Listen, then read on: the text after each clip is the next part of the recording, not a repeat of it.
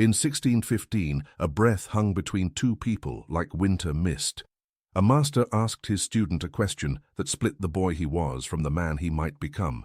"Takeshi, if you face 10 enemies with your sword, how many can you kill?" The young samurai answered with fire in his chest, "All 10, master." The old master shook his head. "Wrong. You will kill none, because when you think about killing 10, you have already lost to the first." This was the paradox every warrior in Japan eventually met. Victory was said to rise not from the swing of arms, but from the stillness of being, not from technique, but from mind, not from the sword in the hands, but from silence in the soul. Some heard this and became legends. Others heard the same words and became forgotten names on wooden markers. Takeshi carried those words like stones in his sleeves. He was 17, the age when confidence grows faster than wisdom. 5 years he had trained in the mountain dojo of his province. 5 years of dawn strikes until his palms were leather. Meditation until his legs turned numb. Study of ancient scrolls until the ink blurred. His body knew the forms before his mind finished greeting the day, yet fear lived inside him like an uninvited relative. During sparring, his thoughts ran wild horses. What if the next strike is too slow? What if my balance betrays me? What if the master sees the shaking child under my armor? When the mind scattered, his body followed and flawless movement dissolved. In the village below, the dojo merchants spoke proudly of the shogunate roads now safe. The Tokugawa banners promised order, but the dojo did not train for promises. It trained for moments where promises died. The test that waited for every student was a duel with real steel against a master. The duel ended when one fighter understood that death had already chosen him. Takeshi worried because the master had not mentioned his test. Half a year remained before he turned 18. Time in the mountains sounded louder than drums. The morning after the humiliating lesson, Yamamoto-sensei announced no sword practice. "Today we clean." For the entire day, students swept floors, washed planks, polished blades that would not be used. Takeshi believed this was punishment disguised as maintenance. His broom moved while his mind escaped to imaginary battlefields. The master, however, swept as if the gods were watching. Each motion finished itself before the next began. The left stroke contained a whole universe of attention. The right stroke contained another. Presence walked beside his broom. After the day ended, the master brought Takeshi to the meditation hall. A single scroll carried the characters Shosin beginner mind. He explained that beginners met the world empty of expectation. Fear entered only when expectation built a house. The beginner felt the grip, the stance, the swing, and nothing more. The master told Takeshi, "Starting tomorrow, every task will be done completely. When you eat, you eat. When you walk, you walk. When you practice, there is only practice." The boy agreed without knowing he had agreed to burn his old self. Takeshi began that very night. He sat breathing, watching thoughts rise like carp to the surface. Am I doing this right? Is this working? What if I fail? Each time he returned to the simple sound of now. It felt like learning to live again as a newborn with scars. The moon witnessed his awkward rebirth.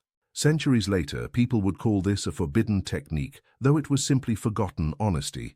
Japan in that era hid nothing yet revealed little. The principle of Shosin slept inside ordinary life, waiting for someone to knock.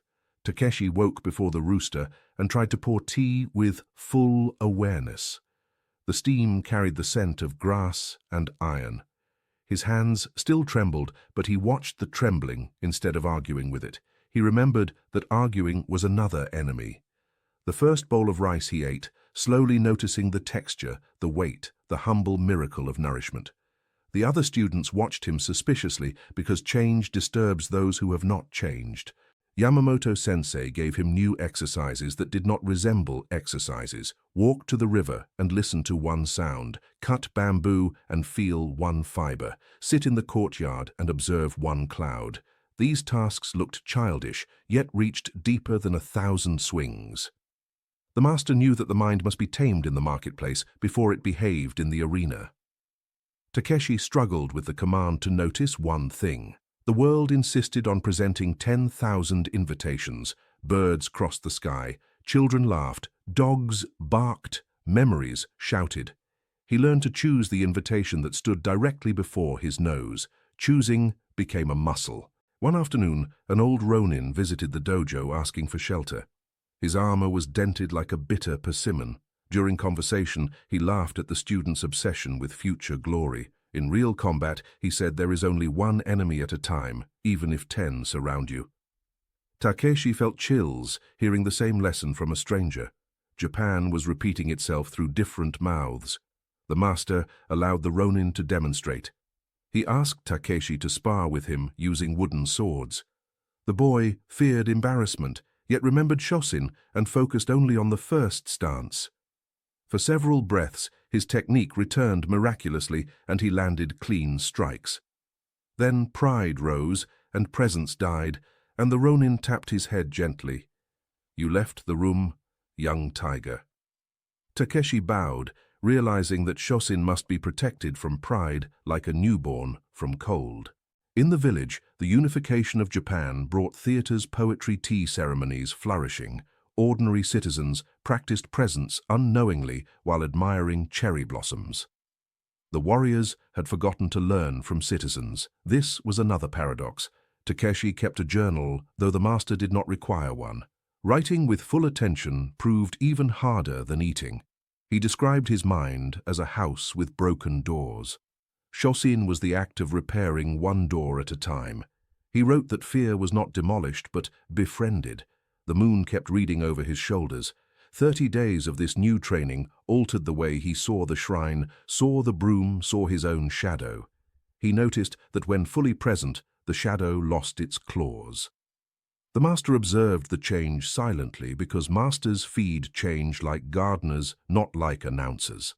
One evening, Yamamoto-sensei finally spoke of the test, not announcing a date, simply saying, the test has begun already. Every moment is a small duel. Takeshi understood that the exam was not an event, but a season. Japan had been teaching this for centuries, yet nobody labeled it. The forbidden technique, therefore, was the courage to inhabit one breath. Takeshi practiced while mending roofs in the village, helping fishermen pull nets. He learned that manual labor became meditation when the mind stopped vacationing elsewhere. Fishermen became his unofficial teachers.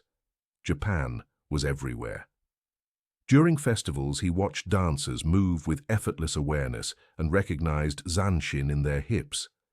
The principle was disguising itself as joy. Takeshi felt gratitude, realizing that gratitude was another name for presence. The master allowed him to assist teaching younger boys. Explaining Shosin to others tested his own understanding. Each explanation turned into a mirror. Japan believes mirrors reveal the gods. Takeshi still feared the inevitable duel with real steel, yet he was learning to fear it here now, not in imagined futures. The first week of Chapter 3 approached, and his mind rebelled again. Presence is easy when the broom sings, but hard when the sword wakes. The master reminded him that rebellion is another room to inhabit. As winter neared the courtyard, filled with snow, Takeshi observed one flake melting on his palm and felt the entire country of Japan breathing through that flake. The forbidden technique was opening inside him like plum blossoms in cold seasons. Takeshi believed he understood Shosin until the mountains decided to argue. Understanding in the dojo often arrives wearing borrowed clothes, and he discovered this while carrying water from the river. The bucket felt heavier than yesterday, though its weight had not changed. His mind had changed, and change exposes weakness that was already present. The master said nothing, yet placed another empty scroll on the hall wall. Empty scrolls teach louder than painted ones. He began to notice the distance between stimulus and response. The old way of training pushed students to respond instantly, like bells struck by sticks. Shosin asked for a different courage, the courage to pause inside movement. Pause did not mean hesitation, but awareness, awake, inside, speed. Japan had words for this, though most mouths used them carelessly. The master guarded the words like a gatekeeper who loves silence. Takeshi practiced walking through the forest with only one thought aloud at a time. The single thought kept changing masks, and he learned to remove masks instead of replacing them. When the path turned muddy, he focused only on the mud. When cicadas screamed, he focused only on the scream. Fear tried to enter, disguised as memory, and he recognized the disguise. Recognition became a blade that cut without cutting. One evening, he asked the master why the technique was not written clearly in the classics. Yamamoto Sensei answered that clear writing invites lazy reading. The ancients hid pearls inside ordinary shells so that only hungry hearts would open them. Takeshi realized he had been reading like a tourist, not like a diver. Japan in that era was full of tourists visiting their own lives. The master sent him to assist a potter in the village for an entire week. Potter hands no presents because clay punishes distraction immediately. Takeshi touched the spinning wheel and felt the lesson bite. The first bowls he shaped collapsed like tired tents. The potter laughed kindly, saying warriors collapse too when they refuse to spin with reality. This was Shosin wearing the smell of wet earth. During those days, Takeshi noticed how the potter breathed while forming rims. Breath guided fingers, and fingers guided breath in a circle without owner. The old way of sword practice treated breath as a servant. Shosin treated it as a partner. Partnership is harder than command, and he struggled to accept equality. Japan was teaching equality through craftsmen while warriors kept dreaming of command. Back in the dojo, his fellow students asked what he had learned among pots. Takeshi answered that he had learned to fail honestly. Honest failure leaves space for Shosin, while dishonest success builds prisons. The other boys did not understand, and their misunderstanding became another mirror. Mirrors multiply when one person begins to change. Yamamoto Sensei introduced an exercise called One Strike, One Life. Takeshi had to perform a single sword movement while imagining it was the only movement he would ever perform. Imagining in this exercise did not escape now, but intensified it. The blade cut the air as if air were silk, and he felt trembling joy. Joy also requires guarding because it attracts pride, like honey attracts ants. He learned that the mind creates enemies by counting them. Counting invites strategy, and strategy invites absence from the present opponent. The old master repeated the original question, and Takeshi answered differently. One enemy master, one enemy at a time. The master nodded slightly, yet added, nothing even that. Answer without owner. Takeshi struggled with the idea of nothing. Nothing sounded like surrender, and surrender smelled like defeat to his warrior ears. The master explained that nothing was not a smell, but a sky. Inside empty sky action finds correct direction without map. Japan trusted skies more than maps for centuries, yet the boy had lived with modern hunger for maps. He practiced listening to the heartbeat of the great drum kept in the shrine. The drum was not struck, yet heartbeat lived inside its wood. Shosin, remaining awareness, asked him to hear the unstruck sound. Hearing unstruck sounds resembled fighting unseen enemies. The first attempts brought only ordinary silence, and he accepted the ordinary instead of murdering it with expectation. The master told him to speak less in the village. Speech leaks presence when used like a torn pouch. Takeshi discovered how difficult it was to negotiate prices without unnecessary words. Merchants appreciated his new simplicity, and simplicity again disguised itself as sacred. Japan was slowly recognizing the technique inside a boy who had not recognized it. Takeshi noticed his relationships with his parents altering. When fully present during meals at home, his mother stopped worrying about his future battles. Presence comforts mothers deeper than promises of armor. He understood that the technique was not only remaining inside dojo walls, but walking through kitchens. Kitchens often produce stronger samurai than battlefields. Yamamoto Sensei allowed him to care for the old horses behind the hall. Horses reveal fear instantly because they read muscles like open books. Takeshi brushed a mare with complete attention, and she softened under his hands. The master said, "The horse accepted Shosin before you did. Acceptance has 4 legs sometimes." He began to realize that fear was made of several threads. Thread 1, expectation. Thread 2, identity. Thread 3, memory. Thread 4, imagination, running wild. Shosin asked him to pull one thread at a time instead of strangling the whole fabric. Fabric must not be strangled because life itself is fabric.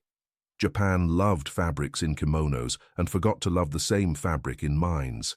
The exercise 30 days of presence continued, and his body protested again. Knees hurt back, complained, stomach asked for faster meals. He discovered that protest was another enemy demanding counting. He refused to count the protests and faced only the current ache. Ache lost its army and became a single visitor. Takeshi asked the master whether the technique would guarantee passing the final duel. The master answered that guarantees belong to gamblers, not to samurai. Shosin, remaining awareness, produces correct movement without caring for certificates. Certificates are shadows hanging on walls. Takeshi bowed through the bow itself contained no owner. One night, thunder visited the province and rain hammered roofs like impatient fists.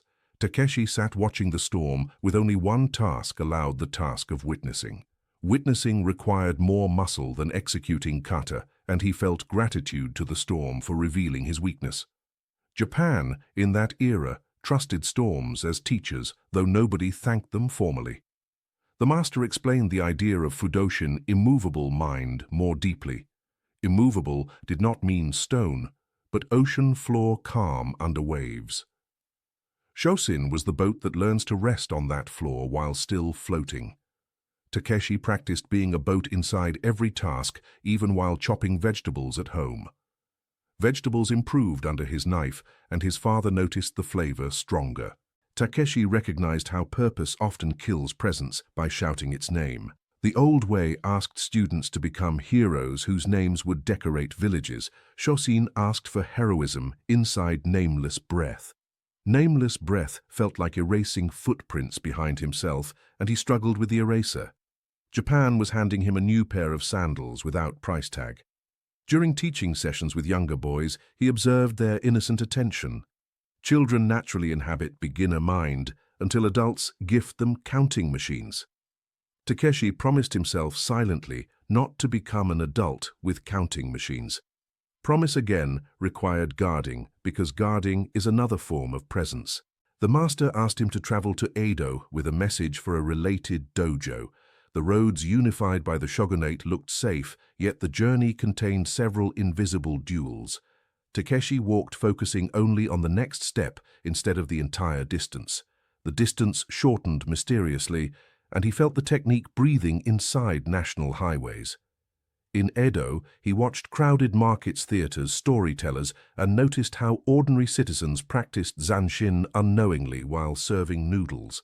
The technique, therefore, was not forbidden, but scattered like rice spilled from imperial sacks. Takeshi delivered his message and returned without collecting souvenirs. Souvenirs are small enemies disguised as memory. Back in the mountains, Yamamoto-sensei looked at him and asked again the original question. Takeshi answered with ordinary voice, "I am here, master, I am here." The master said, "The awakening continues. Awakening has no roof." The second month of training began, and he understood that Chapter 2 was only a doorway to deeper chapters without numbers. Numbers kept knocking, yet he stopped offering them tea. Japan in 1615 was slowly growing a single samurai whose name still belonged to nobody. The test, with real steel, grew closer, like summer humidity, yet the master continued to stretch days instead of sharpening dates. Takeshi trained without counting mornings, and this absence from arithmetic began to carve new corridors inside him.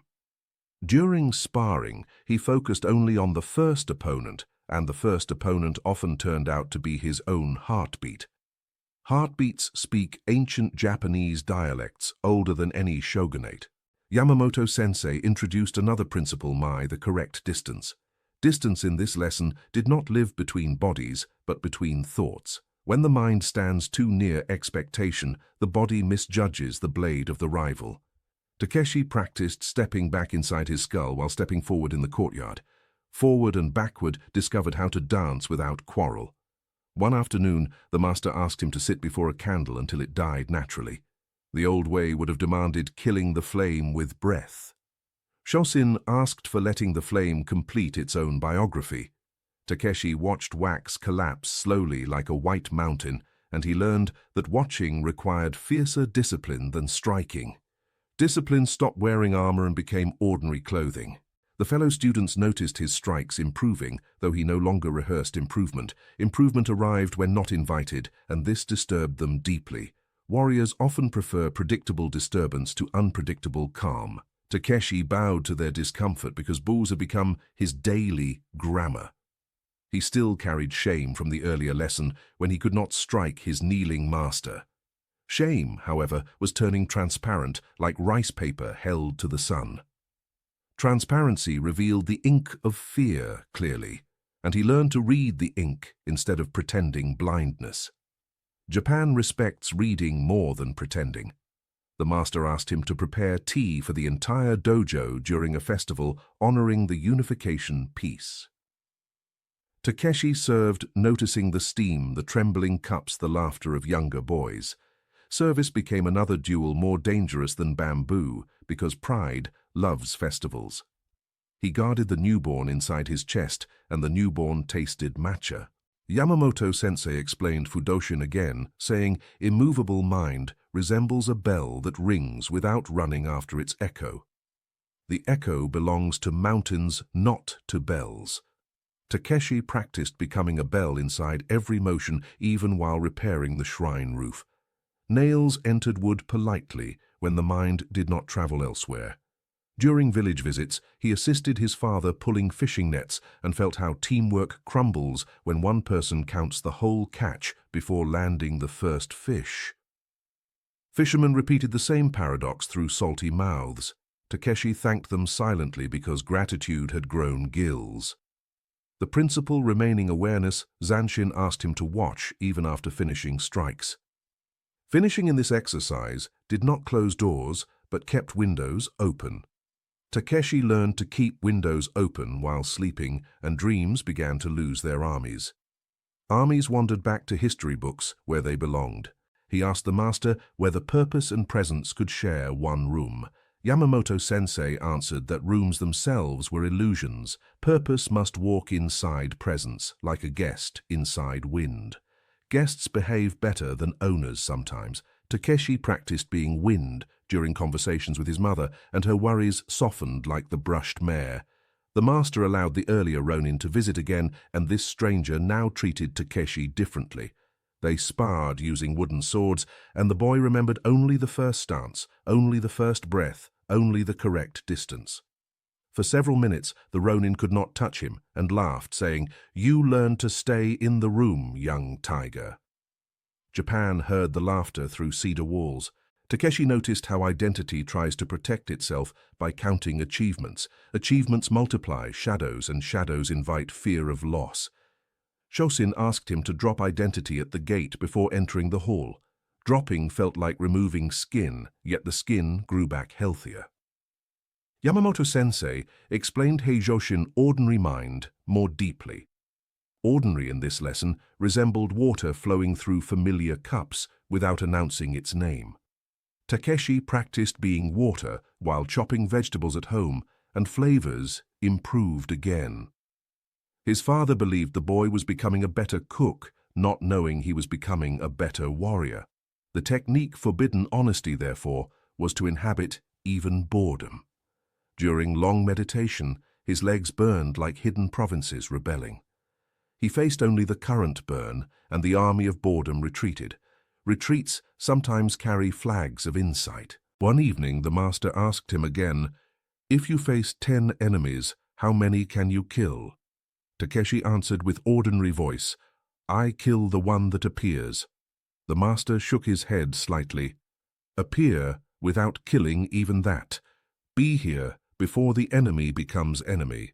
Takeshi practiced visiting markets in Edo, delivering messages without collecting souvenirs. Souvenirs are small enemies, disguised as memory, the Ronin had said, and he remembered the sentence perfectly. Remembering without arithmetic preserved the pearl. Back in the mountains, he cared for horses, brushed manes observed their breathing equality. Horses accepted presents before any human certificates. Takeshi felt humility, realizing humility resembles presence kneeling politely without shrine required. The master introduced an exercise called one breath, one cut. Takeshi had to swing his sword while listening only to breath entering and leaving his nostrils. The cut often improved mysteriously, and he understood that mystery grows when arithmetic sleeps. Japan was teaching mystery through a single boy. He still feared the final duel, yet he learned to fear it here now, not in imagined futures. Imagined futures had become noisy tourists. He stopped offering them tea. Tea leaked less when the speech spoke less. 30 days of this new training continued, and he noticed how relationships with parents, neighbors, merchants altered. Presence comforts mothers deeper than banners of armor. Merchants appreciated his simplicity, and simplicity again looked almost sacred. Sacred was becoming ordinary dialect inside him. The master explained that clear writing invites lazy reading, and therefore he did not require journals. Takeshi kept one anyway, discovering how difficult it was to write without leaking presence. Ink improved under his hands, though he no longer practiced improvement. One night, thunder visited, and rain hammered roofs like impatient fists. Takeshi watched the storm with only one task, the task of witnessing. Witnessing required more muscle than executing kata, and he thanked the storm. Japan in 1615 trusted storms as teachers, though nobody thanked them formally. As winter approached, the courtyard filled with snow, and he observed one flake melting on his palm. The country of Japan breathed through that flake, and he felt the technique opening like plum blossoms in cold seasons. Cold seasons often produce stronger samurai than warm promises. The master finally looked at him and said, "The test has begun already. Every moment is a small duel." Takeshi bowed, understanding that exams were not events, but seasons. Seasons have no certificates. The summer before his 18th year arrived with bright leaves, and the dojo smelled of warm cedar. Takeshi had stopped measuring seasons, yet the body knows calendars even when the mind refuses them. Fear returned, dressed in new colors, because enemies adapt faster than boys. Yamamoto-sensei adapted faster than fear. The master asked him to practice among crowds in the village again. Crowds resemble battlefields of noise, and the technique must survive inside marketplaces. Takeshi walked through rows of merchants, noticing only the next face, only the next sound, only the correct distance between shoulders. Distance inside the skull kept expanding like an unseen courtyard. Yamamoto-sensei explained another layer, mushin, no mind. No mind was not vacancy, but clarity moving without owner. When action flows from presence, it becomes ordinary weather, neither good nor bad. The old way of training divided weather into victory and defeat. Division had been the true civil war inside him. Takeshi practiced sitting before the shrine, listening to the great drum whose wood carried an unstruck heartbeat. Hearing the unstruck sound no longer felt childish.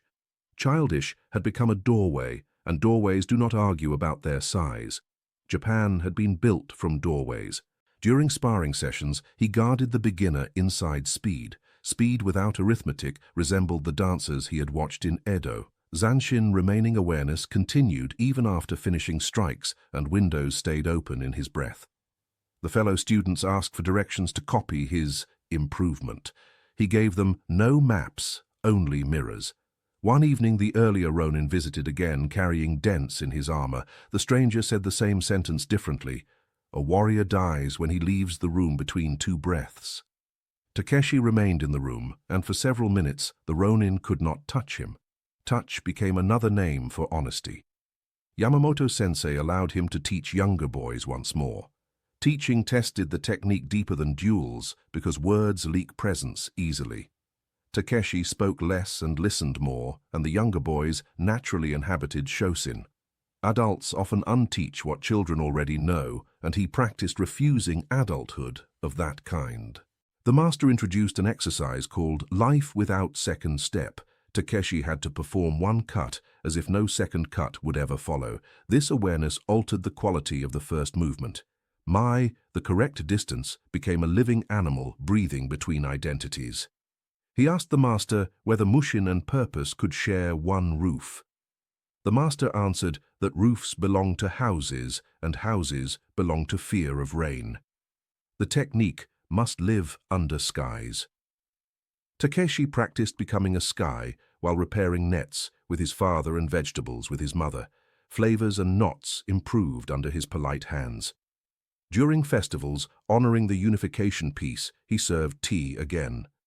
Service remained dangerous because pride loves steam. He guarded the newborn honesty, and the newborn tasted matcha without caring for certificates. Certificates were slowly losing their theater inside him. One night, another storm visited, and rain hammered roofs like impatient fists of history.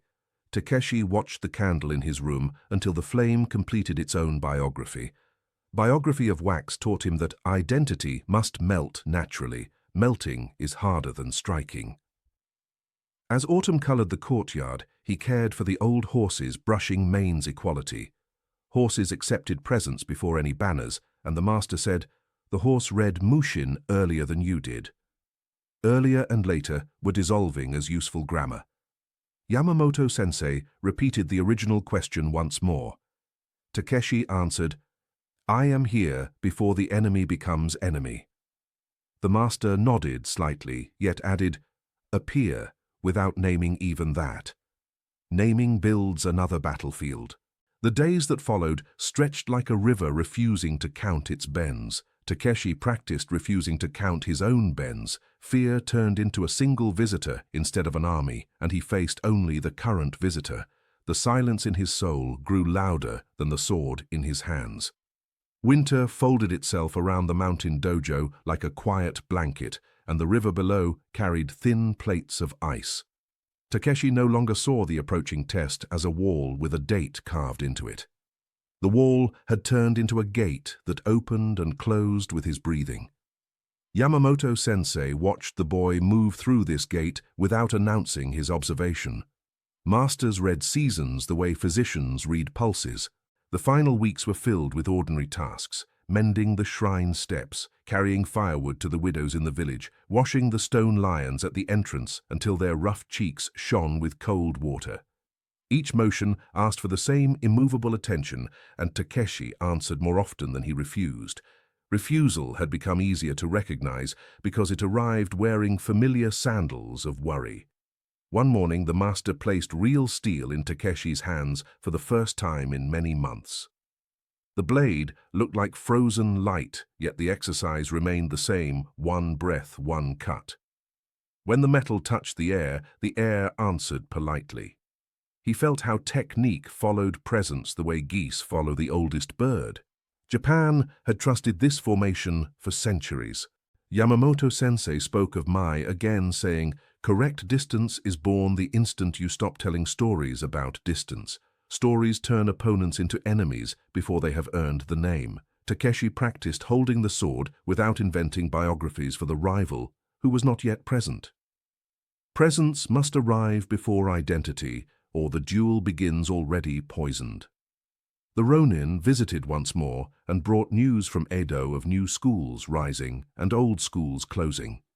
He asked Takeshi what he would do after becoming samurai. The boy answered that after meant nothing unless it was carried inside now. The stranger grew serious, hearing maturity in a mouth still young. Japan repeats itself when someone finally listens. Teaching the younger boys continued. Takeshi noticed how they feared the sword, yet loved the candle flame and the brushed horses. The technique had to connect these separate affections into one thread. Thread was the real katana inside life. He taught them to walk through markets hearing one sound at a time, and merchants began to call them the silent apprentices. Yamamoto-sensei explained Mushin more deeply. No mind is not the absence of thinking, but the absence of counting yourself as thinker. When the wave forgets its own name, it reaches the correct shore. Takeshi practiced being a wave while helping his father on the cold boats, and the nets behaved better than before. His mother believed the sea had blessed their kitchen, not knowing the blessing lived inside her son. During the festival of first snow, the master asked the original question for the last time. "Takeshi, how many enemies can you kill if 10 surround you?" The boy answered, "Nothing, master. I face the breath that faces me." The master nodded, as if a long letter had finally been delivered to the right address. The master did not declare the test, yet prepared the hall as if declaring. Weapons were placed before the altar. The drum waited like a patient animal. Takeshi understood that the duel would occur when the moment chose its own biography, just as the candle had chosen to die. Death and life share the same grammar of completion. That night he sat in meditation, hearing storms inside his bones, though the weather was calm. Fear rose like dark carp, and he returned to his breath again and again. Here, now, this single room.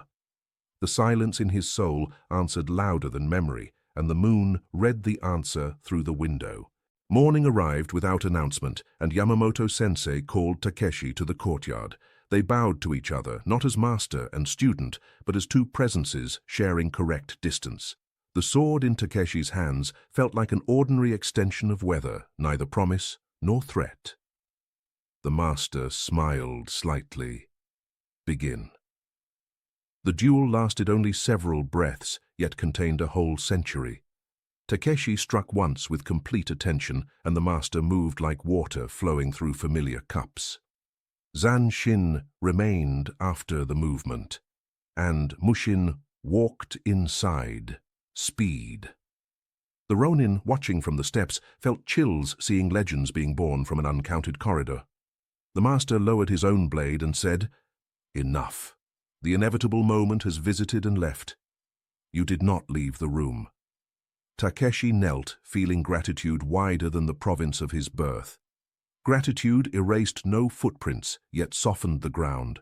Years later, people in the village would tell stories of that winter morning, calling the principle forbidden, though it had been simply alive.